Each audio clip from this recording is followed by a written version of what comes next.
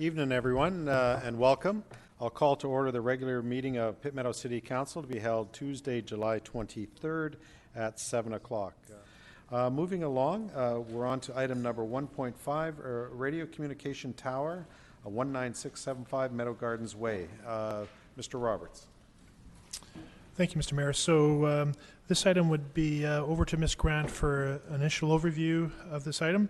And then there's also the representative from Rogers here as well, Mr. Marlatt, that would then follow Ms. Grant in terms of a presentation to provide council with all the information they need. Thank you. Thank you, Mr. Roberts. So this is the Rogers Radio Communication Tower proposal that we have in front of us. I'll go a little bit into the proposal, the policy that guides it, as well as jurisdiction and some next steps for us. So Cypress Land Services have applied on behalf of Rogers to the city to fulfill the public consultation process for the proposed location of a radio communications tower located at Meadow Gardens Golf Course. The company is required to fulfill our public consultation process under the federal regulations that guide this process. So they're proposing to install a monopole wireless communication facility. This includes the fenced equipment area. It's adjacent to the driving range on the southeast portion of the lot, adjacent to Golden Ears Way, about 36.5 meters in height with 1 meter lightning rod. It's 43 square meters in area total, or 516 square feet. So you'll see noted on the screen there where you have the red pin located and the proposed location label that it is located in that southeast corner. It's about, actually we'll go into it, we have Maple Ridge residents there to the west. So this is a rendering of what the telecommunications pole can look like. At the top is the current screenshot, and I apologize for the darkness of this, and then below is a pole that is photoshopped into the image. There is likely a better image in your agenda package there for you. So a little bit about the site context. It is zoned A4, which is our agricultural and golf course zone. It is identified as outdoor recreation in the official community plan.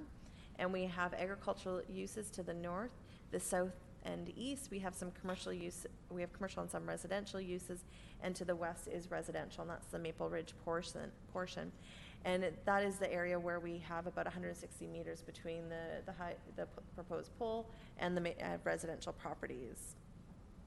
So for jurisdiction, radio communication towers fall under federal regulated jurisdiction, which is the Radio Communications Act.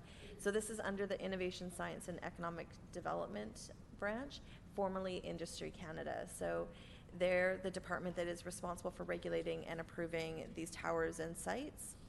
So under the Act, they do require that proponents meet specific public consultation requirements, and the city has the policy, so Council Policy C36, that does guide the consultation protocols for the placement of these antennas and broadcasting systems. So the proponent is required to contact the local land use authority and determine what local public consultation process is. 120 days are typically required for the consultation process once the formal application process is made. So this is a little bit of our current timeline that we're working with. In August 2008, the proponent did contact the city to discuss some of our land use approvals and that communications policy. March 11th, 2019 was when we received the formal application from the applicant. June 17th is when the proponent mailed out their public notification package. And then that is where some of our other time clocks start to tick. So July 3rd and 5th, the proponent advertised their public information meeting in 2 consecutive newspapers. And the proponent hosted their public information session on July 10th. July 17th, the proponent responded to comments during that 30-day period that the notification packages were sent out. And the July 23rd, so it is here, it's coming to council. So in total right now we're sitting at a 134-day process. So our policy sets out development guidelines for radio communication towers, and this looks at the siting, the site selection and design criteria. It's important to note that these are guidelines and they should just generally guide the process. We don't have jurisdiction over the specific siting, what the design will look like, but we did want to provide informed comment to the federal agencies. Where we do have more control and some authority is looking at the public consultation process. So how are our residents going to be notified? What does the notification process look like? And how do we provide the comments to the federal government? So as I noted before, the public notification process began in June 17th. That we did, it was advertised in 2 newspapers, there was a public meeting, and the city has been provided with all of the comments as well as responses from the proponent, which is one of the requirements in our policy. So council, our role is really to direct staff to forward a letter to the federal agency that states that we either conform with the public consultation requirements or that the proponent has not conformed with our policy. So that's really where we have a lot of that say in the process, is to say that we're satisfied with consultation or that we're not at this point. The proponent has generally conformed with the policy for C36 about the consultation and some of the siting requirements. So a lot of the concerns that have been raised are around G5 and some of the health issues that are raised when we're looking at new radio communications coming into our community and towers. So Health Canada sets out the protection guidelines and the limits for exposure to radio frequency. This is established under the Safety Code 6 as a guide to ensure that we're limiting exposure. So proponents must comply with the Safety Code 6. The G5 network, at this time, it is not approved in Canada. There is no G5 network. And this is falling under the Communications Research Centre of Canada. They're responsible for the research of bringing G5 to Canada, looking at the health exposure and setting out whether this is appropriate here or not. The G5 network, as I mentioned, isn't actually deployed in Canada. There is no G5 network. The proposed tower is not a G5 network. G5 could be added if it is deployed in Canada and approved under that Communications Research Centre and by Health Canada. So some of the community comments, so Cypress Land Services, who is the proponent in this situation representing Rogers, they received 28 written comments from the public. They received a petition with approximately 200 signatures from residents in both Pitt Meadows and Maple Ridge. So some of the concerns that were raised was the increase in the certain types of cancers, migraines, health problems, so all of this relating to some of the health impacts of radio communication.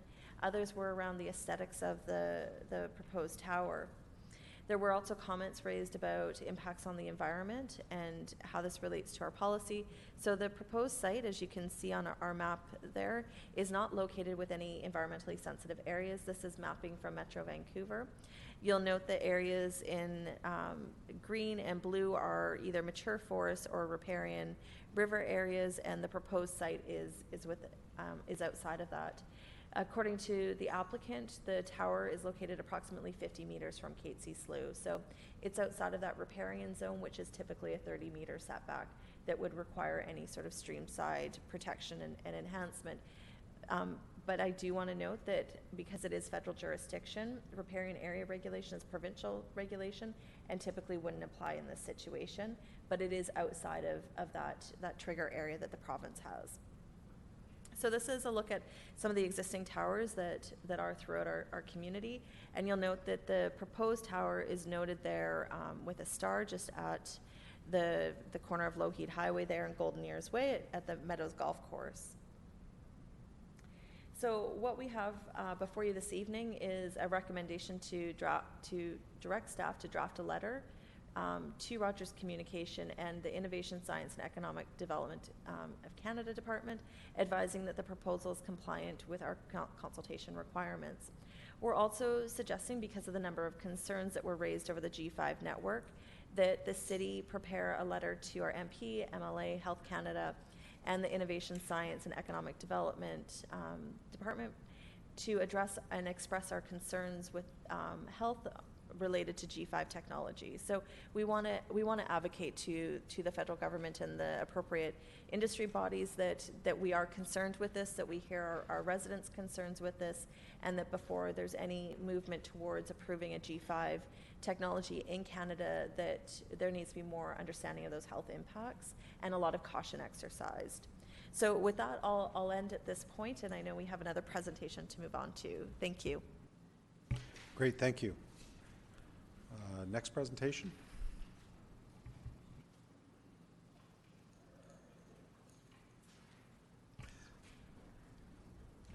Welcome.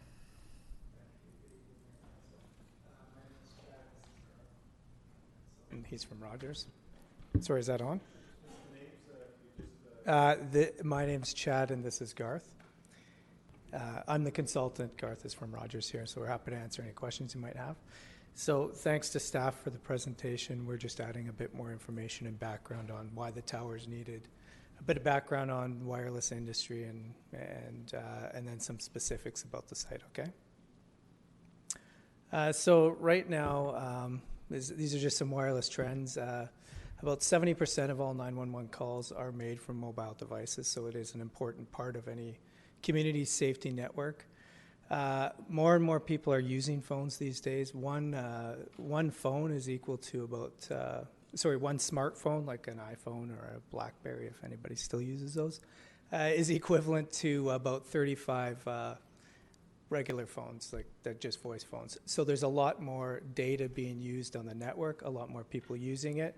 The existing cell sites in communities are being overloaded, and basically we need to provide more infrastructure. Wireless is seen as a basic utility to a lot of communities. Over 50% of homes out there don't have landlines anymore. So having good quality service in a home is important to not only homeowners' personal use, but also those that use it for business, and then for any time that they may need it for emergency services. And I think people have come to expect a high-quality network, especially if they're living in a suburban or urban area, such as the Lower Mainland.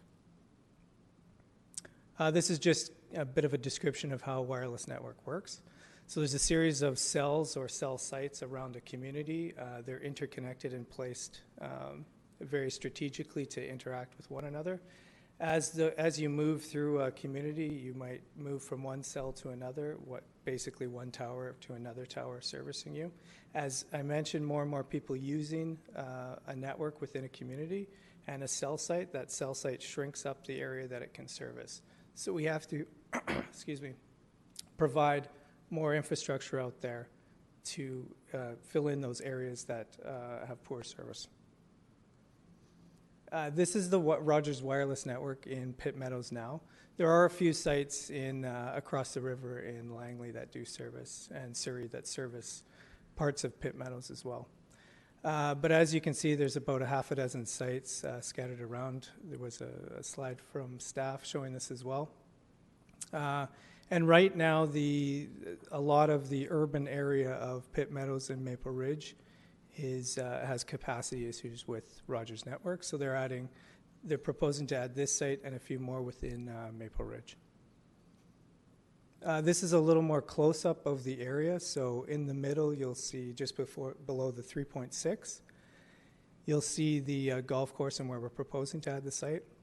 It's relatively in the middle of three other sites that are anywhere from 2.5 to 3.6 kilometers from one another.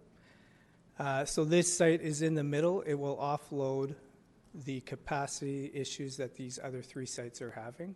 So the network will perform more optimally, largely in that area, like the commercial shopping center, the homes right around there, the condos just to the west of the golf course, and then the homes and neighborhood on the east side in Maple Ridge.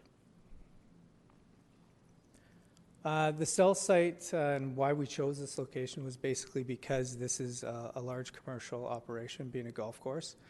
It lends itself to being fairly well set back from surrounding residential uses, which we try to do when we can.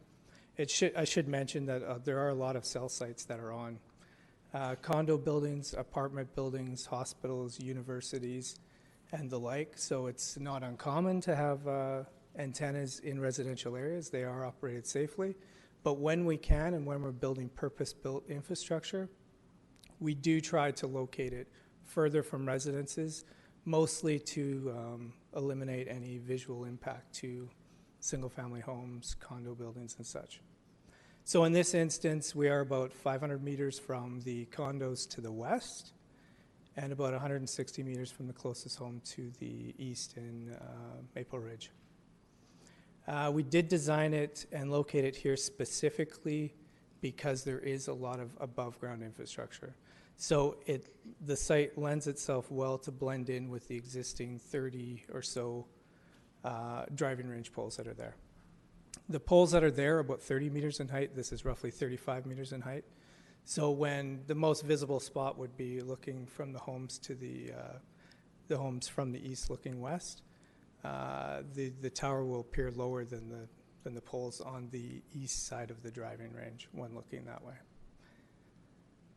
These are just the designs of the poles. So up in the upper left-hand corner, you can see the existing driving range pole about 30 meters and the tower itself around 35 meters. The picture down below is a picture of a similar type of installation. That one's a bit bigger, but that's a similar installation in a residential area in Richmond. And then there's just the site plan just outlining where the pole is located relative to the driving range. We do apologize, this is a bit of a dark photo. It was taken from Google Earth at the time, so this is the one we used. But it kind of displays that the pole will blend in with the infrastructure out there. There's also a series of power lines and power poles, transmission poles that are along the Lougheed Highway as well. The site is obviously flanked by two major roads, the Lougheed Highway and Golden Ears Way. These are two existing cell sites in Pitt Meadows. I'm just showing these to show that what we're proposing here is a lot more thoughtful than what's been done in the past. The one on the left is a city-owned tower at the Pitt Meadows Fire Hall, and the other one is in West Pitt Meadows, just near the bridge out there. That tower is a lot bigger than the structure we're proposing.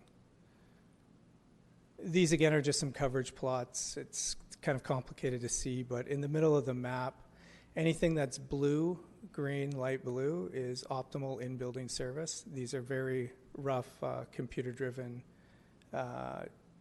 images that kind of show what the coverage is going to be like. There will be quite an improved coverage to a lot of the residential and commercial area around here. As far as health and safety, it is very low energy. These sites aren't powered up to service several kilometers or tens of kilometers. This is really servicing a kilometer to a kilometer 0.2. It's a very low energy and a very small area that it's servicing. The more cell sites you have, really when you're using your phone to connect to a base station or a tower, the less energy the phone takes when connecting when you're closer to the cell site. So the more cell sites you have when you're using the phone, really the safer it is. But it's still extremely low energy. We didn't do a safety code 6 analysis in this instance. We could. It would show that this installation is thousands of times below the allowable limit established by Health Canada's Safety Code 6. And we could provide that if needed, but it is, again, extremely low. This is just a graph showing how as you move away from the antennas on the top of a tower or a building or what have you, it exponentially decreases rapidly. So a meter in front of the antenna, yes, you'll be at 100% of Safety Code 6. If you were there for 8 hours, there's a potential your skin could heat up and there could be a problem. As you move away, even towards the bottom of the tower, you get 1,000 times below the allowable limit established by Health Canada's Safety Code 6. And that's all we have for right now. I should mention that we did do the public consultation. We notified 1,700 households. 28 households made comments, so it's quite, well, 28 seems like a high number relative to 1,700 people notified. It's 1.5%. So yeah, happy to answer any questions, and Garth is here to answer some Great, questions. thank you for your comments. And before I open it up to any questions, I'll just set a couple of parameters perhaps for for council. One, whether it is with Ms. Grant or with Chad or Garth representing Rogers, they should be questions. You'll have lots of time for comment once we deal with the motion, so they need to be questions. The second thing that I would say is that our jurisdiction is around whether or not the consultation process was followed. And because of the federal jurisdiction here, we've got a very small slice, which is really around consultation, and that's what the motion speaks to. But the second part of the motion is really around the issues of health concerns, awareness, federal communication, which I think you're going to hear that we don't have enough, that there has to be a lot more, especially when speaking about 5G technology. And so I think you're going to hear comments likely from 7 of us on that part, which I think is fair play. And so again, when we get to the motion, commentary around that will be welcome. The final thing I would say is you mentioned the fire hall, and as you may or may not be aware, we're moving forward with replacing our fire hall, and that tower in the short term, while it's being demolished, is in the way. So I'm hoping that at the end of the day, the message back to Rogers and some of the other service providers that are using that will be to work with the city to try and figure out that as we knock down one building and build another, because that tower is dead center of our property. So in any event, that was a PSA in the middle of all of this. So with that, I think I will start with any questions of Chad or of Garth, because they're at the podium. So I think I saw Councillor Hayes' hand go up first. So Councillor Hayes. Thank you, Mr. Mayor. And the question for Chad. We met actually at the public hearing, and as well as I live close by, and I did receive one of your letters in the mail. My question is to you, and I just wanted to make a comment before I ask this question. It's interesting, when I spoke with you, as well as reading through all these emails, there were countless questions, as well as myself, to you about the 5G network, which will eventually, we know it will come to Canada, and there'll be a lot. But there is no mention from Rogers in any of these emails, regardless of the requests for this information, as well as yourself. It was always deferred or changed, and nobody seems that Rogers, including yourself, wants to talk about 5G. Can you state that Rogers will not use this tower for 5G communications, at least I would assume until it's proven without a doubt of the health concerns? I think that Rogers would follow whatever regulations are out there. So if the government is stating, yes, 5G is fine to deploy, they would be deploying it at that point, or when they're commercially ready to deploy it. I think there's a lot of fear with 5G because the technology needs to be close to a user. So this tower deploying 5G isn't going to do anything, but when we need to deploy 5G on a street level with an antenna or antennas tens of meters away from one another, that's where I think the fear is coming from, because the base stations need to be closer to the users to operate effectively. Having it on this tower is going to be no different than the other technology up there. So I think Rogers and the other carriers still have a lot of work to do before they deploy 5G. The government will determine when that can happen. They will just follow suit when they're able to do that. I don't know if you'd add anything more, but yeah.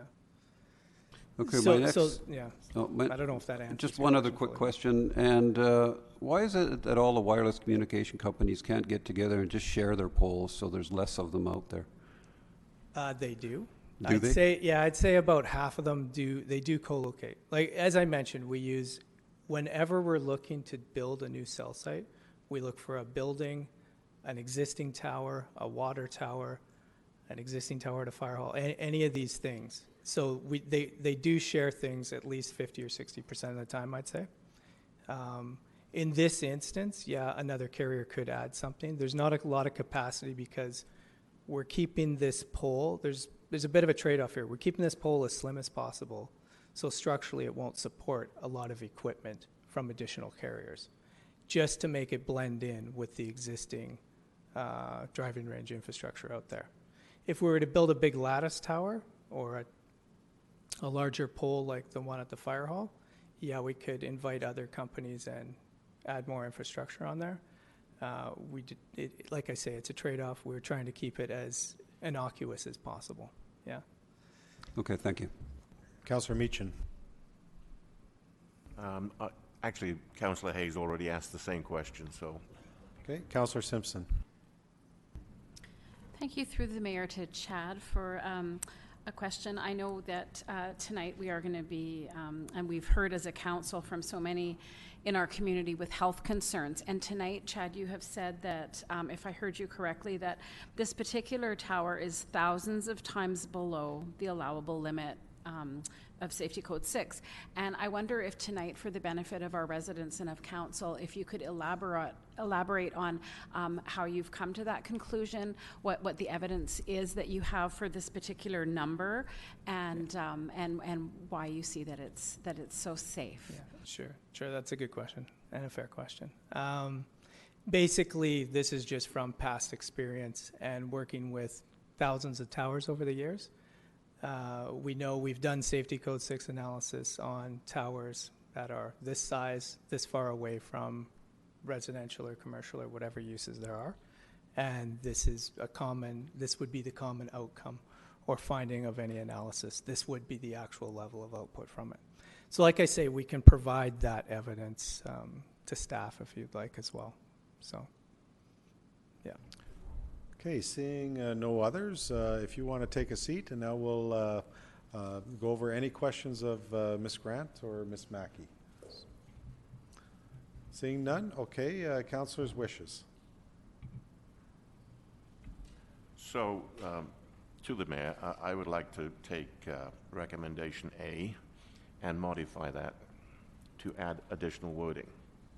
Okay, and what is the additional wording? That we also add to A, similar to B, that this council has considerable concern around health implications of radio frequency radiation, and wording to that effect, Mr. Mayor. I think you know where I'm going. So this is a two-part motion that's recommended. It's an and so I think if you have further wording that you want to bolster B, I think that that will suffice. A is about the consultation process. B is about comments from this council around health concerns. So would that work for you if there's any word changes to B, if that's moved? Respectfully, Mr. Mayor, I still think that we should be adding some wording, even though that A is going to Rogers, and I said, and the EDC, can we not add words that this council has strong concerns? I think in this case, both will be going to whomever, and we'll direct it to Rogers as well as all the other recipients. And so it is a two-part motion, and the health concerns are listed there. They just happen to be in the B part of it. So one's about consultation, our thin little slice of the jurisdictional issue around whether process was followed, and then B is the health issues. So for me, I think the way it's worded is appropriate, and I would rule in that respect. But if you have issues on B that you want to add to it, by all means bring those forward. But so I'll make that ruling. And are you still wanting to move A and B?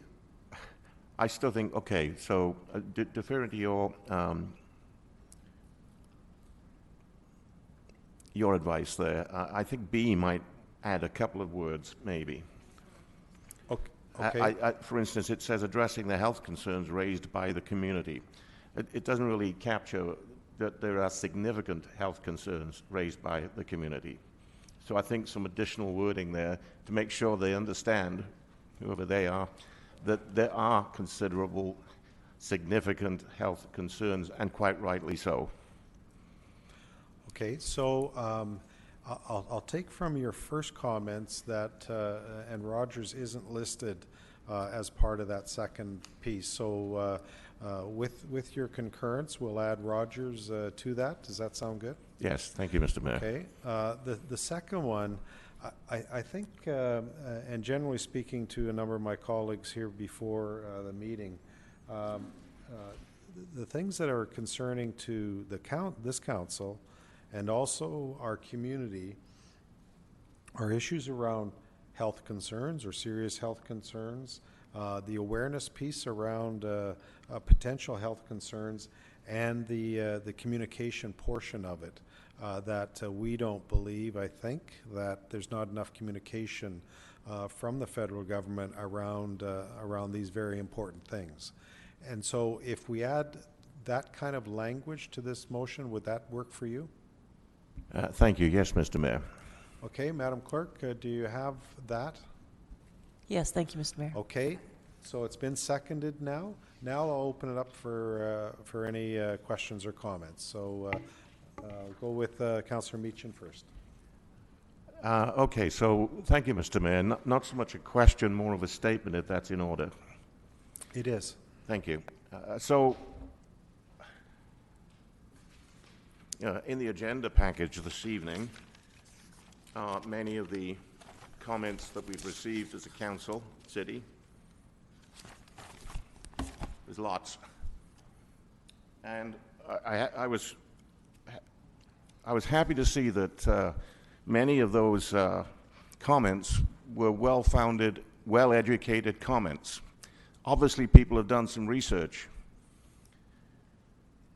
I've been researching the issue of 5G, notwithstanding the fact that tonight we've been told that the tower that's being proposed is not going to be adapted for 5G at this time. It's up to 4G, I presume. And G stands for generation, I understand. We're talking about fourth generation is the maximum that will be permitted on that pole at this time. If you watch the news in the last couple of weeks, especially in the States, United States, President Trump has made statements in the last couple of weeks that the U.S. will not be left behind when it comes to 5G technology. He sees that as something that really impacts their economy and so on and so forth. So it does seem to me that in the United States, which we often follow pretty fast, they're rushing headlong into applying and adopting and implementing 5G technology. I've done a lot of research in the last few weeks on 5G, and there's two types of radiation that we're talking about, non-ionizing radiation and ionizing radiation. 5G cell towers could boost wireless signals by 10 times the current speed of 4G because high-frequency waves have a harder time to travel over distance and through objects. The 5G network will be built on small cell site technology with antennas as close as 500 feet apart. 5G cell towers or locations are more dangerous than other cell towers for two main reasons. First, compared to earlier versions, 5G is ultra high frequency and ultra high intensity. Second, since the shorter length millimeter waves used in 5G do not travel as far or through objects, with our current number of cell towers, the cell signal will not be reliable. To compensate, many more mini cell towers must be installed. It is estimated that they will need a mini cell tower every 2 to 8 houses. This will greatly increase our radio frequency radiation exposure. The thing that is unique about 5G RF radiation as compared to previous technology generations is that 5G uses ultra-high intensity, ultra-high frequencies. So all of us, I think everybody in this room, has probably been touched by or been close to somebody that has had cancer in the last so many years, let's say the last 5 to 10 years, if I asked everybody to put their hands up, do you know a loved one, a friend, a close family member that's had cancer? I bet every hand in this room goes up. I certainly could put my hands up 3 times in the last 2 years. We're also looking at increased evidence of Alzheimer's in our populations since we started moving to wireless communication. So, to me, as we move forward as a community, and I remember well during the municipal elections of 2018, I spoke often about the quality of life. And this definitely is one of those quality of life issues that we all need to be engaged in. I think one of the things that's a fallacy is that we're told that there's a lot of research being done. There hasn't been on 5G. There's not. There are about 1,700 that I counted on one website alone. One was called PowerWatch, and they quoted this. When it comes to EMF issues, one of the most frequently heard phrases is there's no evidence to support EMS having health effects, or simply there is no conclusive evidence. That's what often is said, especially by the industry itself. This is completely wrong. There's an enormous body of evidence out there, but public and even academic awareness seems to be poor. Then there's a group called Canadians for the Ethical Treatment of Humans. Councillor Meechan, I'll cut in. This is not about 5G, and I know I wanted you to get out a lot of what you've said, and I think it's really important, but it's at this stage out of scope for this discussion. Thank you, Mr. Mayor. I'll just end by saying... Excellent, thank you. What is safe? What is safe? G generation. Wired is safe. Wireless is not safe, in my opinion, based on the facts that I have in front of me. I realize this is not about 5G, but we're one step away from 5G, Mr. Mayor, and I'm glad that we've had this conversation this early in the game. Thank you. Great, thank you.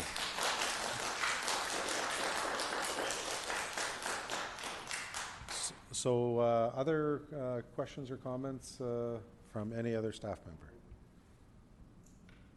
Okay, Councillor Simpson. As long as it's not about 5G. Sure. Questions for, because we've got motion on the table now, so we can make comments.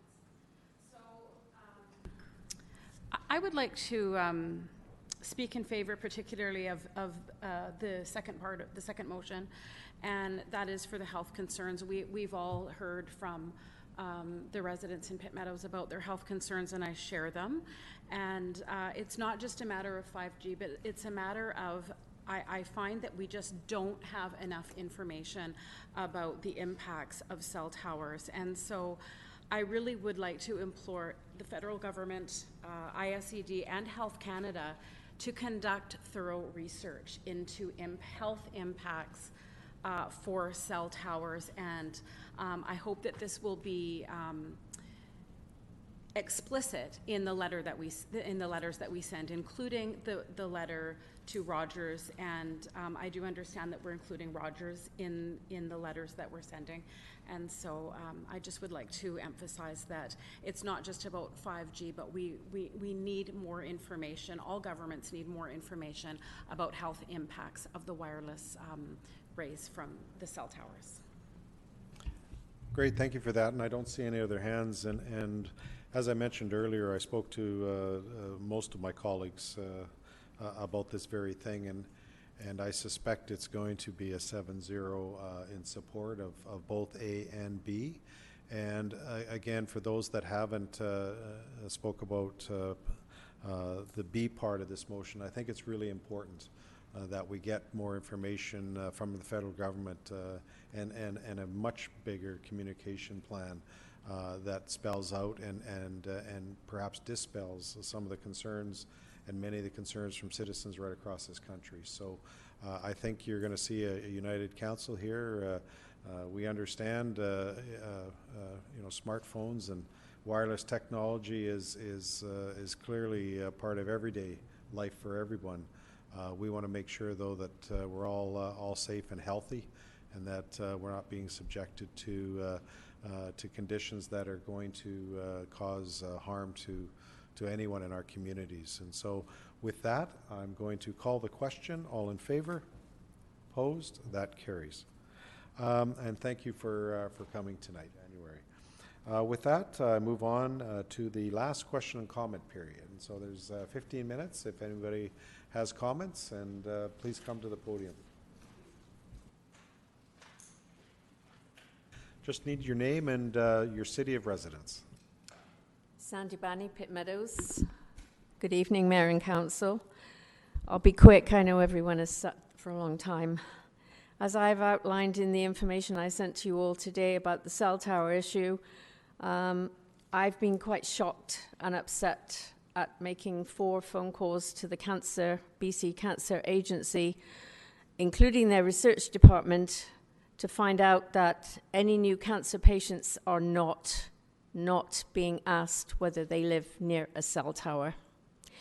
Therefore, from what I'm understanding, once a cell tower is erected, there is virtually no monitoring of any of the residents that live close to that tower and their health issues. In fact, it seems that we're reliant on profit-motivated telecommunication companies who are clearly seeking to install as many of the towers as possible in as many locations as possible, because they're relying entirely on Health Canada's Safety Code 6, which is outdated. It's not up to date, and it is not safe. Being older, I've unfortunately seen for myself the effects of various products that we were told in the olden days were safe. To name but 2, DDT, which almost wiped out an entire population of birds, and thalidomide. Thousands of children were born without limbs and have had to live with the consequence of those actions because they were told it was safe. I came here tonight for one reason and one reason only, and that was to speak for the people who were not able to be here this evening. The voices of the children who live in our neighborhood. Voices that will never be heard. Because the decisions that we make will have negative effects on their health and lives if this cell tower in Pitt Meadows goes ahead. I would like to say that if the children were in the room here this evening and they were given a chance to say anything, I think they would have one thing to say to all of you, all of us, and one thing only. What about us? What about us? Thank you. Great, thank you for your comments. Okay, other speakers. Hello. Welcome. My name is Gail Neufeld, and I wrote you a letter, an 8-page letter. I'm very glad. I think some of you have read it, and I'm glad to see that you're getting more informed. One thing about our public today, they're woefully uninformed about this topic, and it's so important that people do get informed about this, because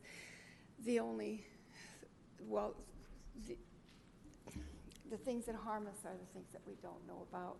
One thing that I want to point out about Safety Code 6 is that it's a guideline. We have no law that protects us from wireless radiation. No law. It's a guideline that is antiquated, created in the 1970s, where no chemists or biologists were involved. And it has not kept up to the wireless technology of today. July 31st of 2017, wireless radiation was declared a Group 1 carcinogen in humans. One of the things in my letter, I made sure I emailed it to you so you could check out my references. Please do that. The references are sound. And I thank you very much for paying attention to it. Great. Well, thank you for your comments. And again, I'll just say on behalf of council, thank you to those that that came tonight for that very specific topic. I know that staff and as well as council are taking note of all the comments. The letter that under item B is yet to be drafted, and I can assure you that we'll put our thoughts into that letter, and it'll be likely myself signing it on behalf of council. But again, your comments are appreciated, and I know it comes from a good place that you really are concerned about the community's health, and we are too, and that's why we're wanting the federal government, which has jurisdiction in this area, to really step up in terms of that research and the communication piece around it. So again, thank you for that. Thank you. I want to point out one thing, that the promoters never ever tell us about these being pulsed waves. And the pulsed waves are much more dangerous than the non-pulsed waves, but they never tell us about that. They don't mention them. Rogers didn't mention them this evening again. They don't mention that. But it's the pulse waves that have profound biological effects leading to gene toxicity and DNA strand breaks. Great. Well, thank you. All of that's above my pay grade, as they say, but I know enough that we need to ask the questions. Thank you so much. Again, thank you. Okay, next up. Hi, my name's Ron Ramsey from Maple Ridge. I'm with Gail's group. I just want to thank you for tonight. There was a meeting in Maple Ridge a few weeks ago, and it was full. And we wanted what you gave the citizens tonight. And I have to admit, I disrespected the mayor. I raised my voice, and I was asked to leave. And I don't feel good about that, but I think it was a bad night for the city. But it's very, very rewarding to come here tonight and see what you guys and Bob, I've emailed with Bob. I've never met him. I've never met you, Mr. Dumas. But it's extremely rewarding after 9 years and 6 years of talking about this stuff. I frankly didn't think I'd ever see a councillor talk about this stuff, because there's been an enormous elephant in the room, and that's the health impacts. Safety Code 6 is looking at entirely the wrong thing. It's been written by industry. This is an unregulated industry. There are no health standards. So thank you very much. And I just want to leave this, if I might, handouts from Martin Paul. But again, you guys showed courage, intelligence, and humanity tonight, and that's what the people needed, and I want to thank you for that. Great, thank you. Yeah, thank you for those words. So I don't see anybody else coming forward. So with that, I'd ask for a motion to adjourn. So moved and seconded. Call the question. All in favor, opposed, and we are adjourned.